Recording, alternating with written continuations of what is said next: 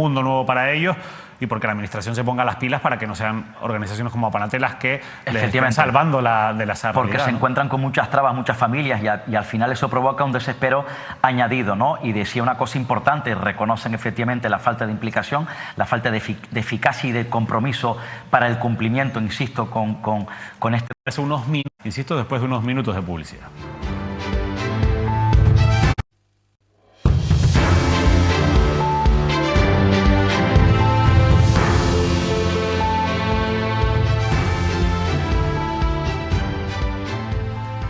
Continuamos en directo en el repaso en Canarias al Día, aquí en Mírame Televisión, y les decía antes de la publicidad que vamos a hablar de cómo está aumentando la conflictividad laboral, sobre todo en la isla de Gran Canaria. Los trabajadores de la empresa municipal de guaguas municipales ya han anunciado un preaviso de huelga a partir del próximo viernes 14 de abril. Fíjense, quieren forzar a que la compañía les pague una serie de pluses que en este momento no reciben y a que no les obliga a recuperar las horas perdidas durante la pandemia. Estos son dos de las principales reivindicaciones, pero para conocer mejor por qué los trabajadores y trabajadoras de las guaguas municipales han decidido lanzar este preaviso de huelga de cara al 14 de abril, vamos a hablar en directo por videollamada con Gerardo Florido, que es el secretario del Comité de Empresa de Guaguas Municipales. Gerardo, muy buenas noches, gracias por atendernos.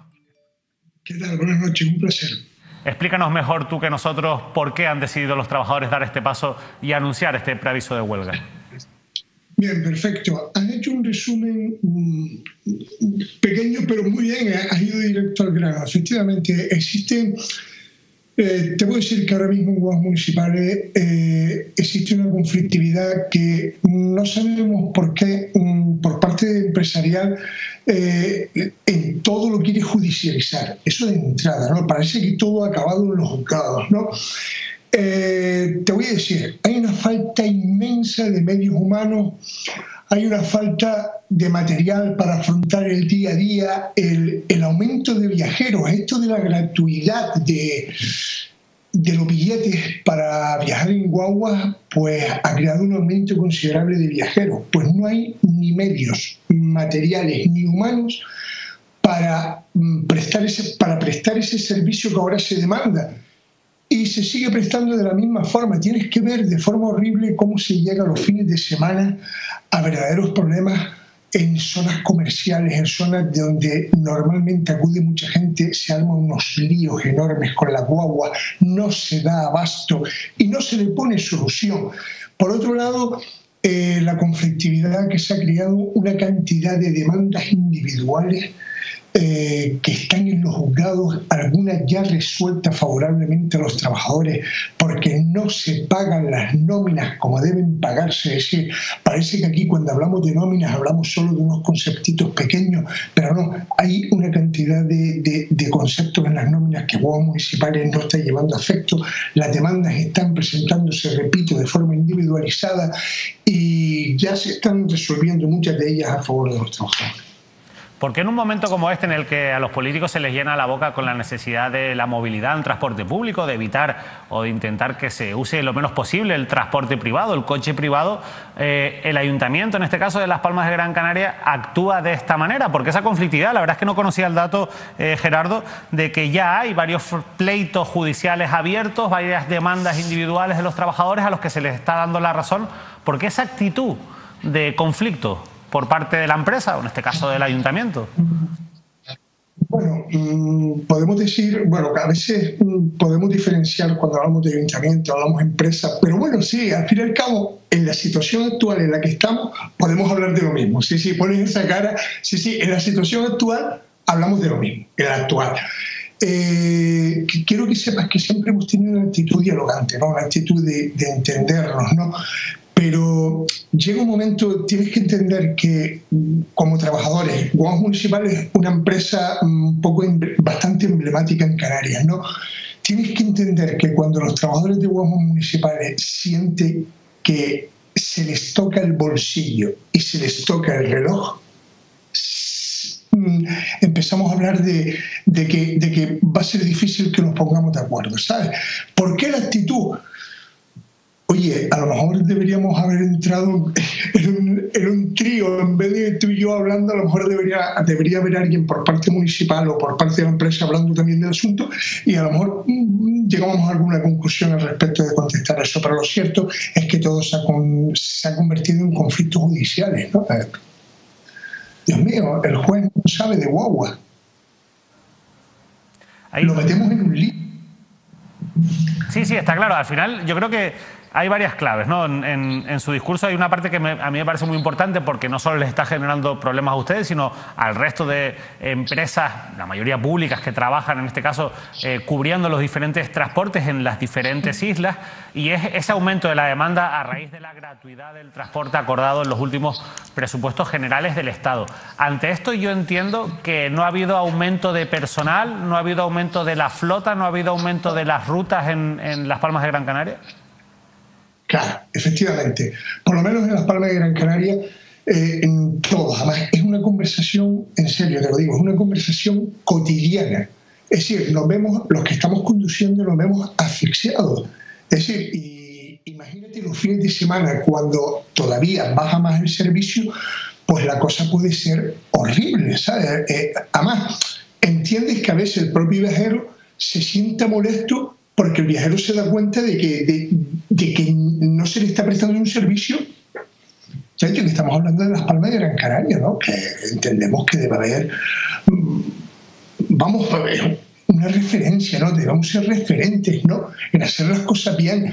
Que está muy bien poner el transporte gratuito, claro que está muy bien, pero también está muy bien que tomes las medidas que tienes que tomar y que no las tomas.